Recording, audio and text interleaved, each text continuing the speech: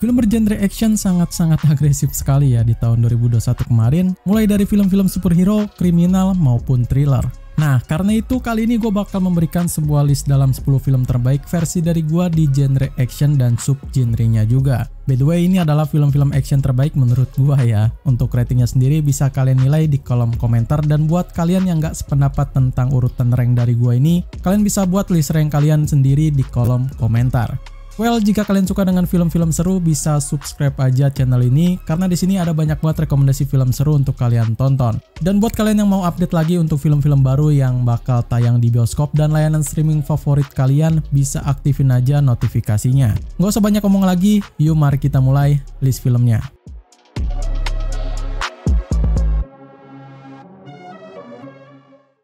There's no easy way to say this.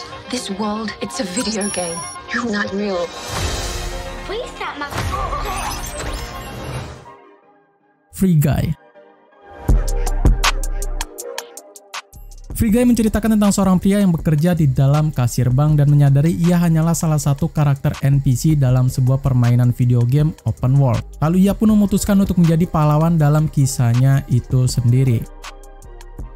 Kalian suka dengan film action funky dicampur dengan science fiction menarik? Mungkin ini adalah film yang harus kalian tonton. Actionnya sendiri bakal terasa kental banget dengan seluruh kegiatan liar yang mengundang adrenalin para penontonnya. Dan ada satu lagi yang unik di film ini, yakni bakal ada sedikit tema dari konsep yang sekarang lagi hype, yakni Metaverse, dan menambah lagi pengalaman unik dari sang penontonnya itu. Apalagi dengan aktor yang udah famous banget di kalangan film Hollywood, bakal menambah nilai lah dari film ini. Yang terbukti di rating tinggi juga di IMDb sebesar 7,2 dan juga bakal di label PG-13.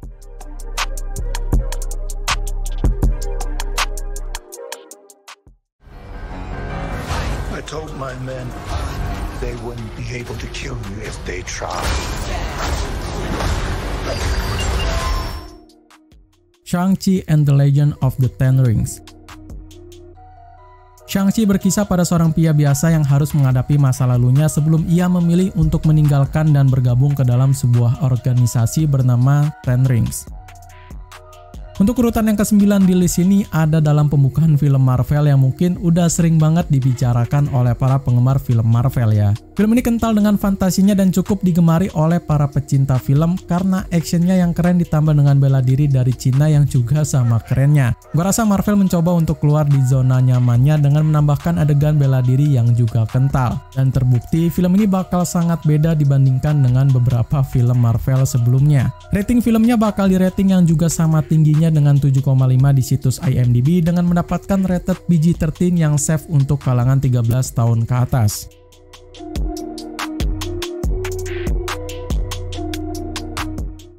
I am Sub-Zero.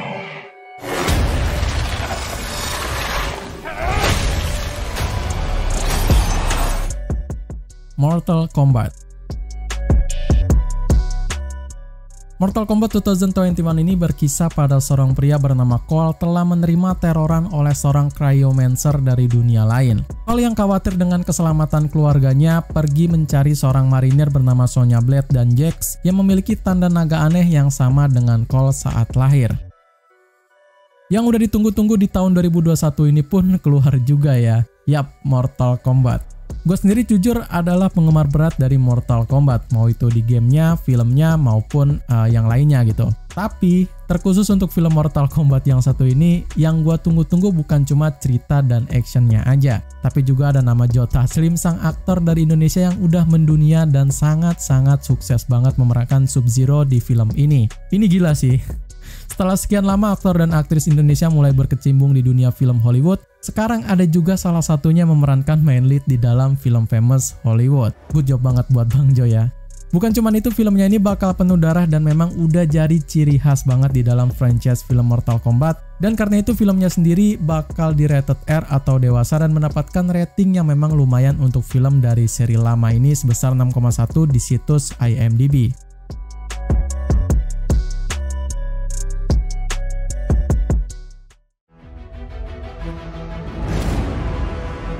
We used to be able to get into a room with the enemy. Who is he?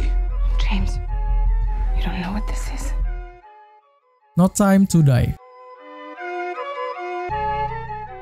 Film James Bond yang terakhir ini menceritakan tentang keseharian seorang agen yang sudah pensiun dan tengah menjalani kehidupan tenteramnya di Jamaika. Namun semua itu berantakan ketika kawan lamanya yang dari CIA muncul dan meminta bantuannya itu.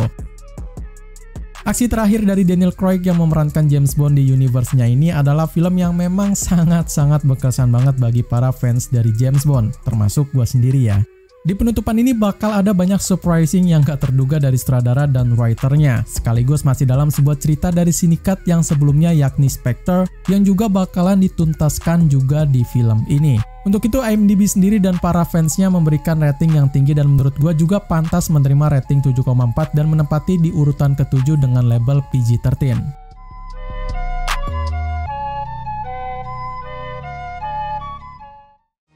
Have to be the two dumbest men on the planet. You look awful.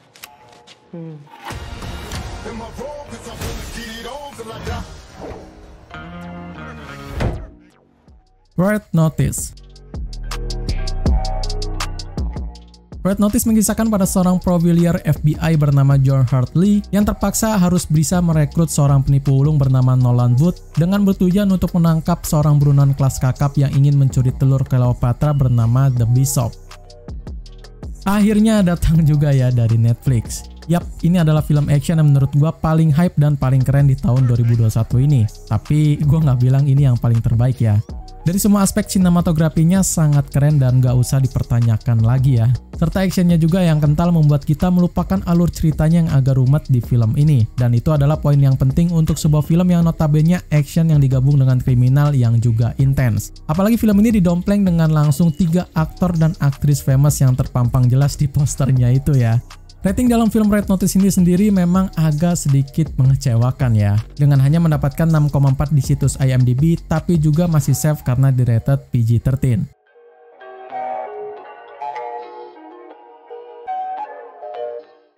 We're Eternals. We came here 7,000 years ago to protect humans from the deviants. Eternals. Marvel Eternals ini mengisahkan pada kisah panjang dari sekelompok pahlawan luar angkasa yang telah melindungi bumi sejak awal peradaban dari manusia.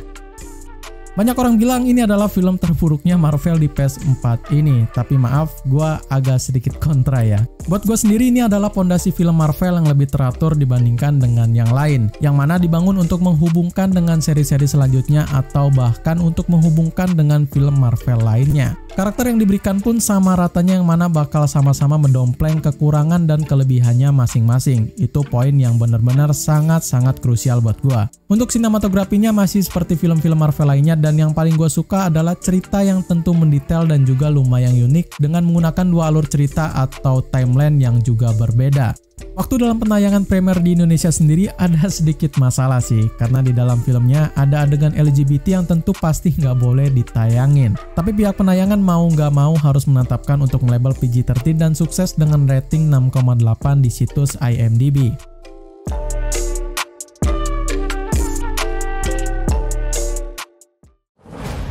Here's the deal. We fail the mission, you die. We find out any information you give us is false, you die. The Suicide Squad.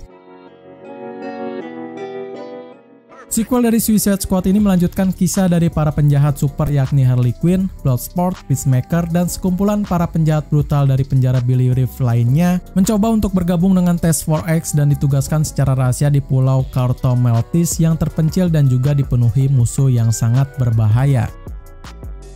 Well, untuk sequel dari Suicide Squad ini, gua kira pas pertama tahu kalau Joker nggak main di filmnya, gua kira nggak akan seru gitu.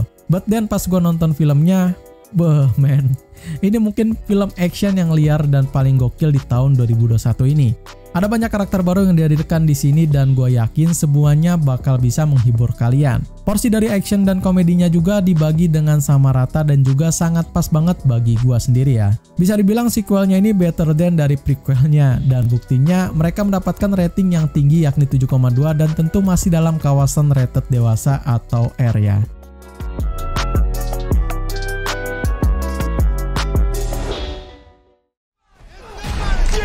Goddamn kitty cat bracelet!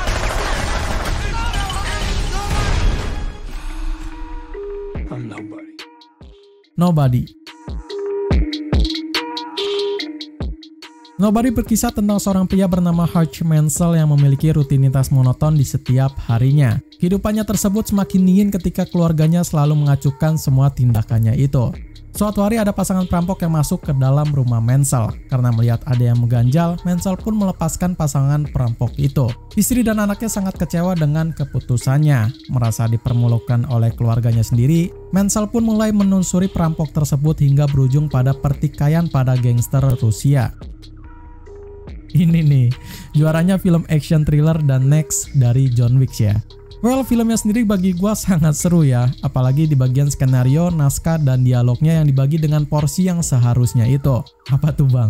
Jadi alurnya nggak terlalu lambat, nggak ngebosanin, dan nggak terlalu kaget juga dengan banyaknya action yang ditampilkan. Overall menurut gua filmnya ini sangat pantas di dalam 3 besar dengan rating 7,4 dan tentu masih dalam label R.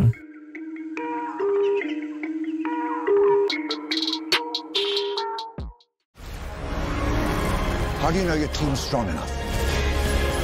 If you can't bring down the charging bull. Justice League Snyder Cut. Justice League versi dari Zack Snyder ini menceritakan tentang Bruce Wayne dan Diana Prince yang mencoba untuk menyatukan para pahlawan super setelah kematian dari Clark Kent atau Superman. Sementara mereka sibuk dengan hal itu, pemimpin kegelapan bernama Darkseid mengirim Steppenwolf dan pasukannya ke bumi untuk menjajah dan membinasakan seluruh umat manusia. Justice League ini adalah versi extended dari film Justice League di tahun 2017 kemarin, tapi you know lah ya. Bagi kalian yang penggemar film dari DC, Justice League yang tayang di tahun 2017 cukup agak sedikit mengecewakan ya. Nah, di film extended ini filmnya bakal diceritakan lebih mendetail, lebih teratur, dan juga lebih dark dibandingkan dengan versi di tahun 2017-nya itu. Apalagi yang menyutradarainya juga adalah versi asli dari film Justice League-nya itu sendiri. So, buat kalian yang ketinggalan nonton filmnya, bisa cek aja di layanan streaming HBO dan sangat rekomen banget, apalagi di rating 8,1 di situs IMDb dan berbeda rated dengan versi 2017 yakni R.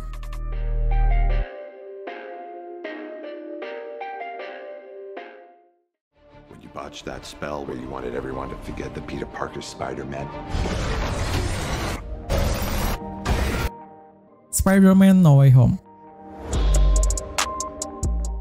Seri ketiga dari film Marvel Spider-Man ini bercerita pada kehidupan Peter Parker yang terpuruk karena identitasnya telah terungkap sebagai salah satu superhero Spider-Man yang telah dikabarkan membunuh Mysterio.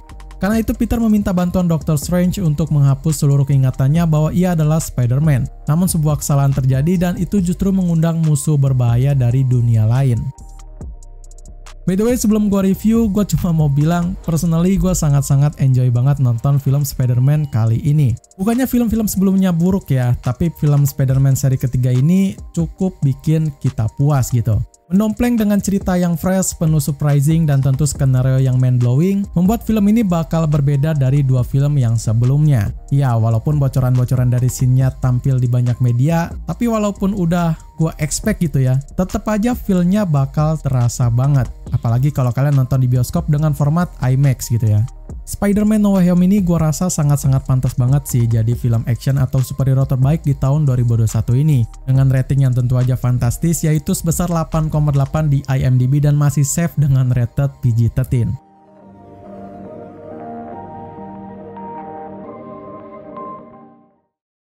Segitu aja untuk 10 film action terbaik di tahun 2021 kemarin. Jika kalian sependapat dengan gua dan suka dengan list film yang gue berikan ini, kalian bisa like aja videonya dan tentu share ke teman kalian yang suka dengan film seru. Jangan lupa untuk subscribe terus channel ini biar kalian gak ketinggalan film-film baru dan seru yang lainnya. Gua Ari pamit undur diri, see you in the next film.